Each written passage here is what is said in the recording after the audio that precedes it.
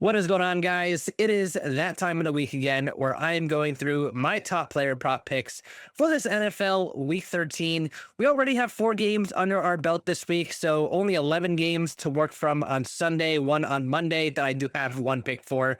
But hopefully we can stay hot. We had a really nice Thanksgiving. We basically swept the board on Thanksgiving, made a lot of cash. The Black Friday game, that Eagles game, was just a boring watch all around. Honestly, I only had one slip out there and we almost cashed on it, but Caleb couldn't get it done for us. But hopefully we have a pretty good Sunday. I took Saturday mostly off. I've been pretty busy the last couple of days, with the holiday and stuff. No NBA video Friday, no NBA picks yesterday. I did have some college football picks yesterday and they did cash. So we had a nice little profit there. Hopefully we can stay hot into this NFL Sunday. It's been a really good NFL season for us. We've been profitable, I think, in 11 out of the first 12 weeks or 10 out of the first 12 weeks or something like that. So hopefully we can keep this going. The VIPs, you guys already got all these plays. I shared them with you guys earlier this week. Some of them were on Tuesday and Wednesday.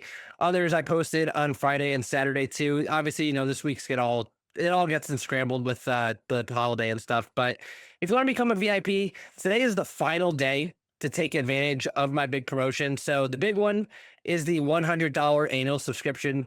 My normal price is $10 a week or $20 a month for the VIP that is hosted by Odd Shopper Tales. That's where I post all of my write-ups, my articles, screenshots of every single bet that I place. It's just a totally different experience than what you normally get on these YouTube videos and in my Discord server and all that. But if you want to do a $100 annual subscription, this is a way where you can save a lot of cash by locking in your picks with me basically for an entire year.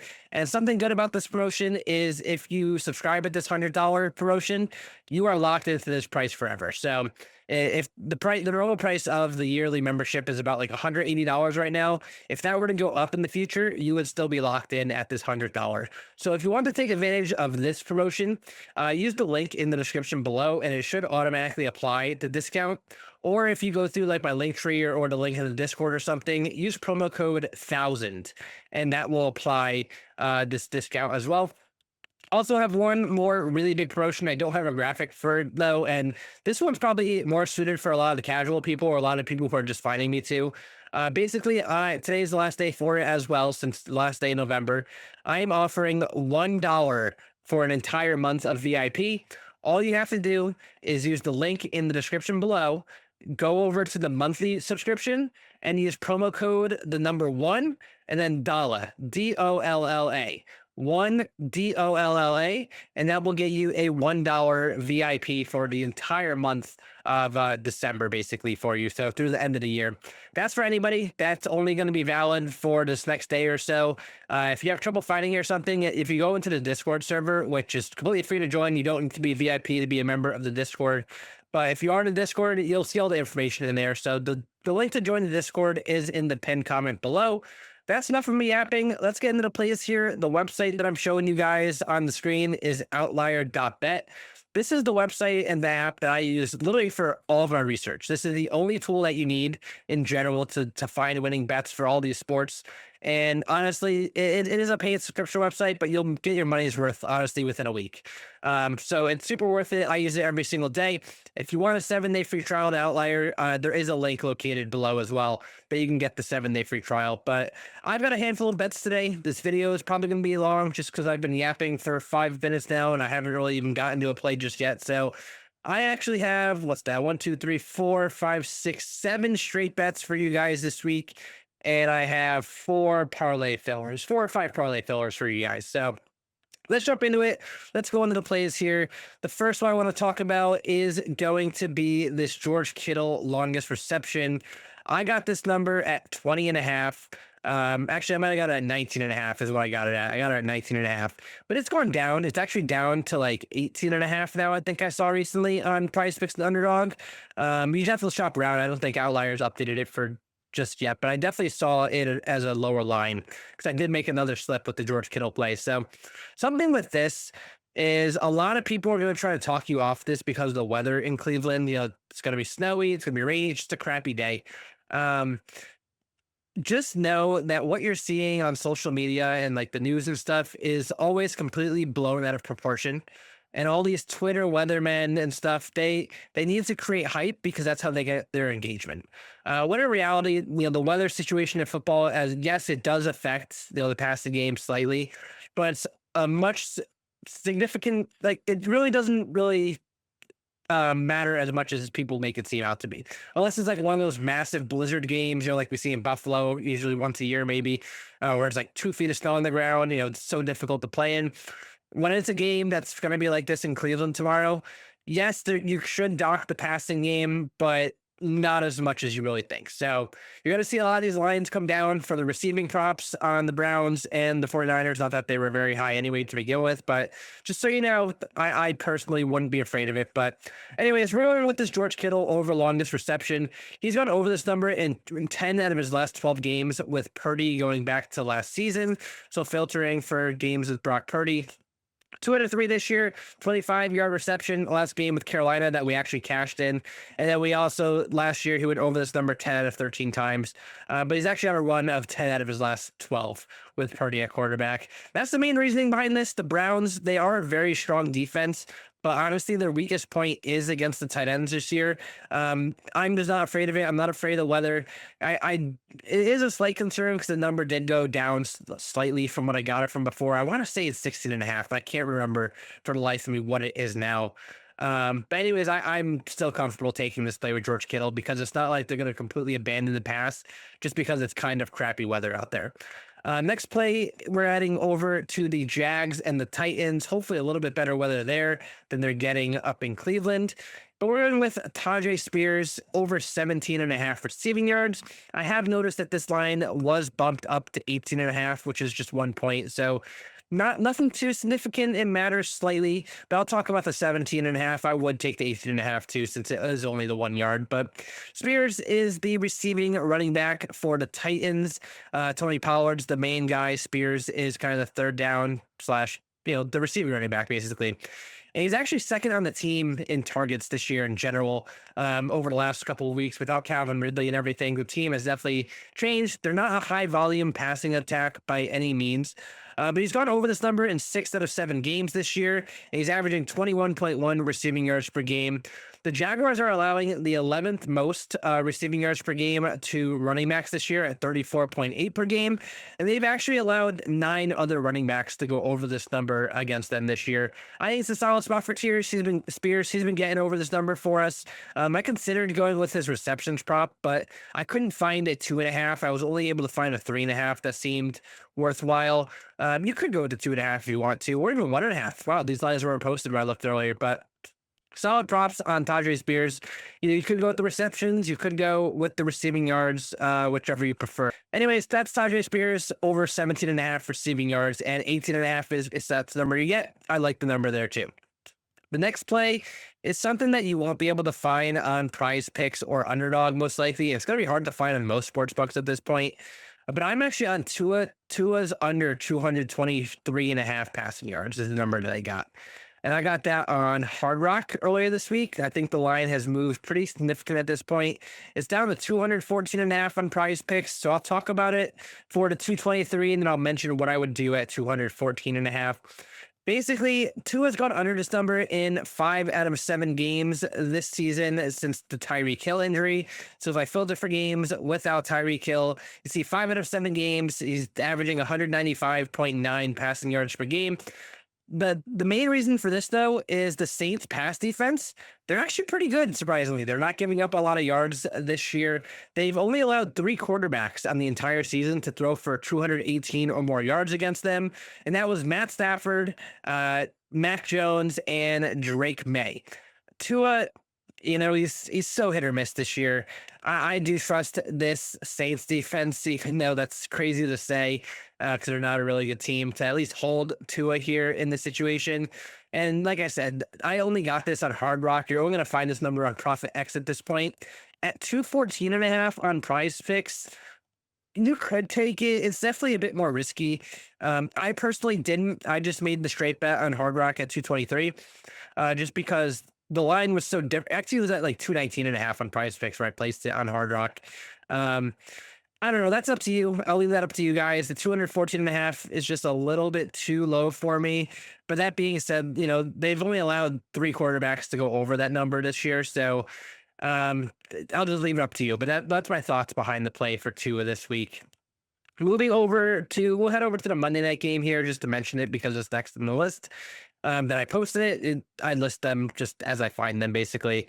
But we're going with Tyrone Tracy over 47.5 rushing yards. So this is more of like a no ball play, not really following a trend or anything. You guys know I've been taking unders against this Patriots run defense the entire season, especially if you've been watching my videos. They didn't allow a 50-yard rusher up until 3 weeks ago. But in the last 3 weeks, I honestly think they are starting to limp to their bye at this point. They allowed Chase Brown to go for 107 yards against them, Breece Hall to go for 58, and Sean Tucker to go for 53. And Tyrone Tracy has gone over this number in the last 3 games too, in some fairly difficult matchups. Once against the Packers, once against the Lions. The matchup against the Bears wasn't too difficult at the time, but he's been getting really involved, especially since the Cam Scatterboo injury, and since Tyrone Tracy came back from injury. He is the main guy on the team at this point. He was leading in rush attempts by a large margin. You see, he had 20 last game, 19 the game before, 14 the game before, over half the rush attempts for the team in every single one of these games. I think the Patriots need their bye at this point, and I think they're kind of limping their way there. Their bye is in week 14, so it's kind of a look-ahead spot for them. I wouldn't be shocked to see the Giants actually potentially come out with the win in this game, even though it's Monday night in New England and such. But it's going into the bye for New England, which is always concerning. They've played 12 straight games in a row. Their defense is getting tired. I think it's a decent spot to go against my normal trend and go with this Tyrone Tracy over 47.5 rushing yards. And I think the line actually moved down to 46.5 on PrizePicks, on Underdog at least. So you can get a better line on Underdog getting this Tyrone Tracy play at 46.5. Like I said, it's going against everything that I've been doing the entire season here, but it just makes sense to me. Watching this Patriots team, it seems like they're tired and they just want to get to the bye. Next play is from the Steelers, and it is going to be Jonnu Smith under 10.5 on the longest reception. He's gone under this number in 9 out of 11 games this season, and this is a very difficult matchup against the Bills. So the Bills allow the least amount of receiving yards to tight ends this season, and Jonnu Smith is basically fourth on the team in target share, third or fourth, kind of depends the way you look at it and stuff. But he's not the main guy by any means. It's a very difficult matchup for him. You're getting 10.5 basically across the board in this point. He's gone under this number 9-11 games. Difficult matchup. I'm just going to go with this under trend on Jonnu Smith. Next play is one that I don't love by any means, but I did bet it, so I did want to mention it to you guys. I bet it earlier this week, and I was on the fence if I made the right move or not on this one because it is a little bit more risky than I normally take on a bet. But it's Tyler Shuck over 9.5 rushing yards. He's only had a couple starts so far this year, but last game he had 7 rush attempts, so that's kind of what's pushing me over the edge here. He had 4 rush attempts the game before, 7 against Atlanta, ran for 22 yards. This is a matchup dependent play. The Dolphins are giving up the most rushing yards per game to quarterbacks this year, over 25 rushing yards per game. And obviously, they faced a couple of the guys who run a lot. They faced Josh Allen, they faced Lamar Jackson, they faced Mariota, a lot of these guys who just run the ball. But honestly, Miami's allowed 8 other quarterbacks this year to go over this number, and not every quarterback they've faced has been a large rushing threat. Shuck can honestly get this on one rush. He had a run of 11 yards last week against Atlanta. That would cash us as long as the Neals don't screw us at the end of the game if they do end up winning. But I don't know. I think it's a spot that you could take a shot on. It's a bit riskier than I prefer, but it is something I like, and I do have it on a slip this week. And the last straight play is actually a play that I found on Saturday, and I think I like it a lot, to be honest with you. So we're going with Brock Bowers, but we're going with the under on his receiving yards. And the number you are getting on Underdog Fantasy at this point is 61.5. So that number is a bit too high on Underdog Fantasy. He's gone under this number in 5 out of 8 games this year, so that's not like a super, super strong trend, but he did only have 38 yards against the Chargers earlier this season. It is a very difficult matchup for him. The Chargers allow the 3rd least receiving yards per game to tight ends this year. 37.7 yards per game, and only one tight end has gone for over 47 yards against them, and that was Tyler Warren way back a few weeks ago when he had 69 yards. Now I know Brock Mowers, he's an absolute beast, like he's just a total stud. But this matchup is very difficult for him. Geno Smith is just not a good quarterback by any means. Um, I know Michael Mayer's out, and that might lead to a couple other targets, and Bowers is the main guy, but I think the Chargers will do enough to contain him and go under this receiving yards prop. And, like I said, take this on Underdog Fantasy where you're getting the better number. Don't take this on PrizePicks when you can get, you're getting 50.5 on PrizePicks. Take the 61.5 on Underdog or on Hard Rock or one of the other sports books if you are betting it straight. That's going to wrap up the straight bets. I'll touch on the parlay fillers quick. We're already at 15 minutes here, so sorry I've been rambling a lot today. Like I said, it's been a long weekend, so I'm a little scatterbrained here. But anyways, let's get to the parlay fillers. The first one here is this Kyrie Williams play, which I honestly actually finally lost last week. Of course, one of the weeks we were actually on it, but over 59.5 rush and receiving yards. Basically, he went over this number in 26 straight games up until last week against the Bucks. And the reason he didn't go over is because the game was just so out of hand that he really didn't need to do anything at all. It's a really good matchup. The Panthers, they're getting gashed by running backs this season. In the most recent weeks here, Christian McCaffrey went for 142 yards. Bijan went for 143. Kamara went for 115. Josh Jacobs 100, and James Cook 216. They're getting a really good matchup in a spot where Kyrie Williams went, like I said, he went over this number 26 times in a row going into last week when it finally lost. I can't see a way this loses this week. I really don't. So really great parlay filler here on PrizePicks. There's a Goblin play minus 319 on DraftKings is a solid number 2. Fits really good with some money line parlays and some other parlays that you'll want to make this week.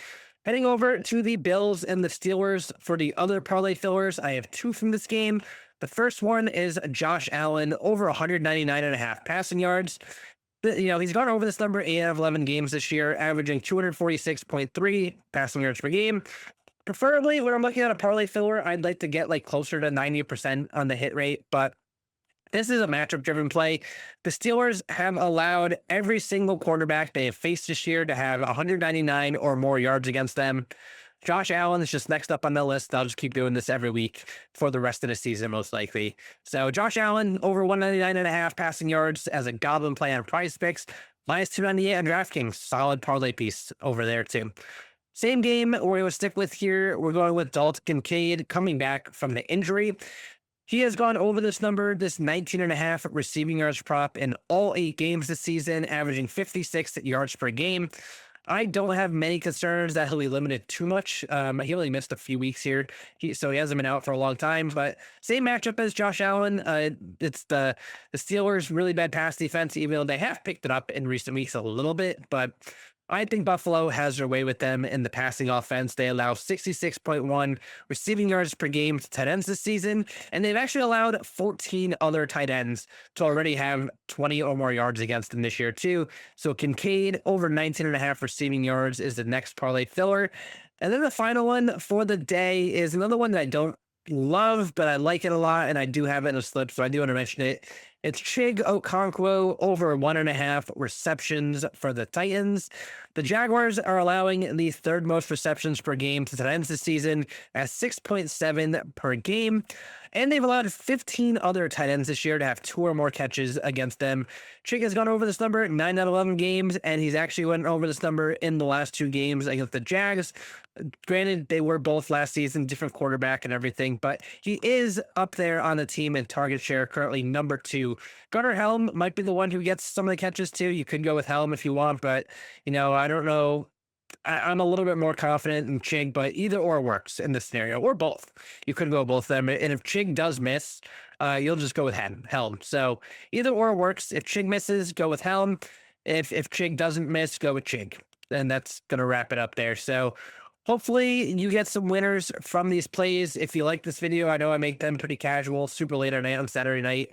But hopefully, if you cash some slips on these, head to the Discord and post your slips. I love to see when other members of the community are winning, even if they're not like directly my bets too. Like if you take like one or two of my bets, find some of your own, or like mix and match them with another capper or something. I don't care. Just post whatever wins you got in the Discord. Come be an active member of the community. Link to join is in the pinned comment below. Remember, this is the last day to take advantage of those 2 VIP deals. Use the link in the description below to take advantage of that, because I probably won't run another promotion this great for a while here. Probably not until like the Super Bowl, to be honest with you, or maybe like the NBA All-Star break around there. So you definitely want to get some savings if you want to jump in on the VIPs with me. But that's wrap things up this week. Hopefully you get some winners from this video. Appreciate you guys sticking around, and best of luck in your bets this week, everybody. Thanks for watching.